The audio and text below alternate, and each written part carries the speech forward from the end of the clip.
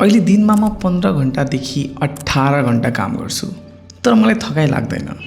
तर जब म कलेजमा थिएँ त मलाई 45 मिनटको लेक्चर सुन्न पनि यति बोरिङ लाग्थ्यो क्या। किन थाहा छ? किनकि त्यो जुन लेक्चर थियो त्यसमा मेरो कुनै पनि इन्ट्रेस्ट थिएन। सब्जेक्ट म्याटर इन्ट्रेस्टेड थियो, तर जुन करिकुलम थियो, जुन कन्टेन्ट थियो, त्यसले कुनै पनि इन्ट्रेस्ट बटुल्न सकेन। तर अहिले जुन मैले काम गरिरहेको छु, इच एन्ड एभ्रिथिङ त्यो मेरो इन्ट्रेस्ट रिलेटेड छ। I make contents, I run agency, I teach people, I talk with people, I interact them, I explore new things, I learn new things. So यो सबै मेरो कुरा हो, मलाई मनपर्ने कुरा हो। तर जुन कलेजमा थियो त्यो अर्कोको इन्ट्रेस्टेड कुरा हो। प्रोफेसरलाई जुन मन लाग्छ त्यो उहाँले मलाई पढाउनुहुन्छ, कसरी पढाउनुहुन्छ त्यो उहाँको माथि डिपेन्ड गर्छ। दिस इज वाट एक्चुअली लाइफमा हुँदो रहेछ।